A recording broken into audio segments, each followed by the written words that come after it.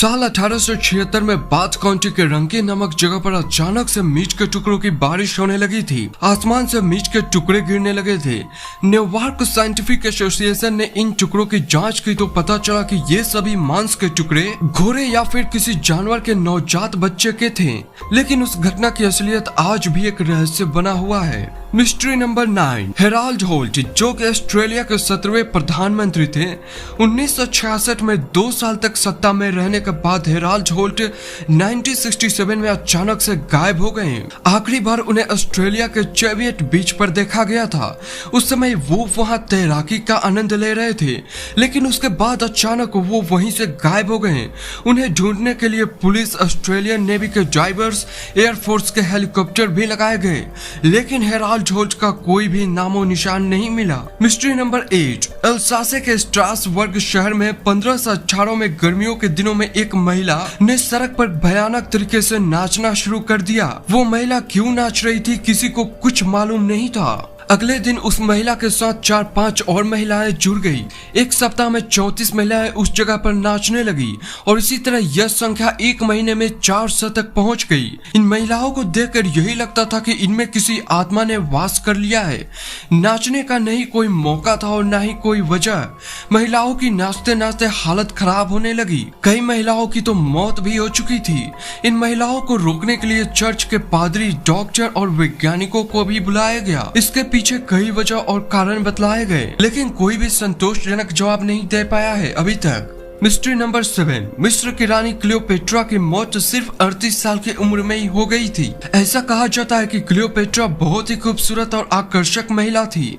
इस रानी की मौत कैसे हुई इसका अभी तक किसी को भी सही तरीके से पता नहीं है।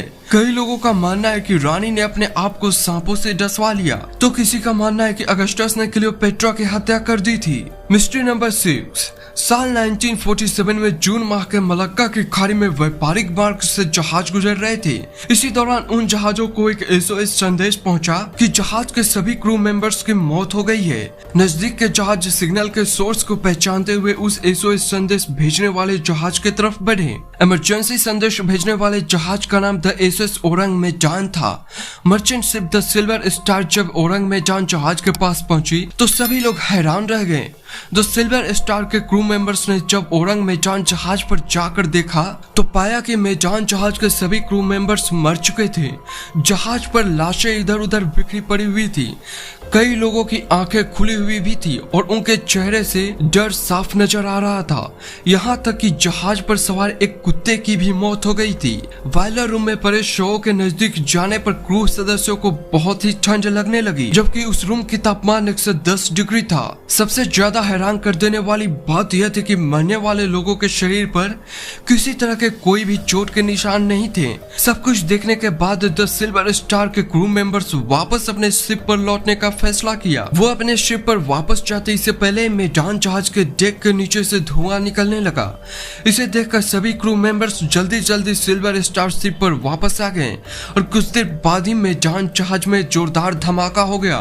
द SS ओरंग मेजान जहाज में ऐसा क्या हुआ कि सभी लोग मर गए, ये आज भी एक रहस्य बना हुआ है। मिस्ट्री नंबर 5, दक्षिणी पेरू में स्थित नाजका रेगिस्तान में कुछ इस तरह की आकृतियां बनी हुई है जो चौंकाने वाली है। ये आकृतियां मनुष्य, पौधों और जानवरों में लगती हैं।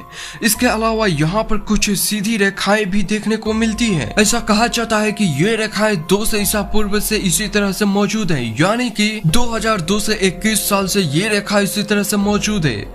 ये सभी आकृतियां 500 वर्ग किलोमीटर में फैली हुई हैं, इसलिए आप इन आकृतियों को हेलीकॉप्टर के माध्यम से ज्यादा अच्छे से और साफ साफ देख सकते हैं। इसके बारे में कहा जाता है कि यहाँ दूसरे ग्रह से आए UFO के उतरने के कारण ऐसी आकृतियां बन गई हैं। खैर, आपको क्या लगता है हमें कमेंट करके जरूर बतलाएं। Mystery number 4, the death valley के नाम से कुख्यात इस जगह पर सैकड़ों पत्थर मौजूद हैं। इस मरुस्थल पर अलग अलग वजन के ये पत्थर बड़े ही रहस्यमयी ढंग से मौजूद हैं। कुछ पत्थर ऐसे मौजूद है जैसे वो रेंगते हुए आगे बढ़ रहे हैं। ये मालूम चलता है उनके पीछे लंबी लकीरों से। इस जगह का नजारा कुछ ऐसा है कि जिसे देखकर आप हैरान हो जाएंगे। किसी इंसान या जानवर के जरिए इन पत्थरों को घिसटने का कोई सबूत नजर नहीं आते, क्योंकि वहाँ मौजूद मिट्टी बिना छेड़छाड़ के दिखाई देती है। कुछ लोगों का ऐसा मानना है कि भौगोलिक बदलाव या फिर तूफान के चलते ये पत्थर खुद ब खुद रेंगते हैं, लेकिन असल वजह क्या है ये कोई भी नहीं जानता।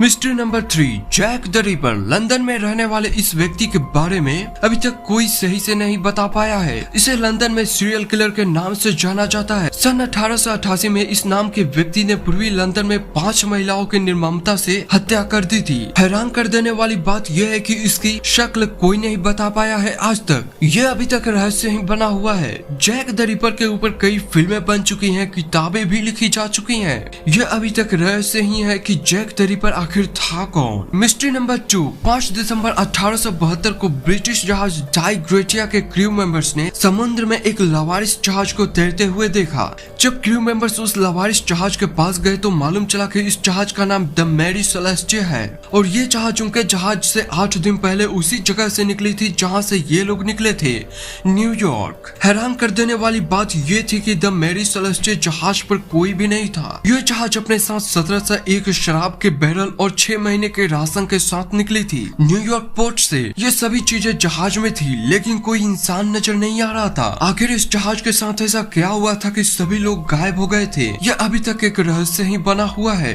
And last, mystery number 1, Assam के पूर्वोत्तर इलाके में जतिंगा गांव में मानसून बीत जाने के बाद एक ऐसा समय आता है जब इस इलाके में धुंध छा जाती है और इसी समय एक ऐसी भयानक घटना घटित होती है जिसे आज तक नहीं सुलझा पाया गया है।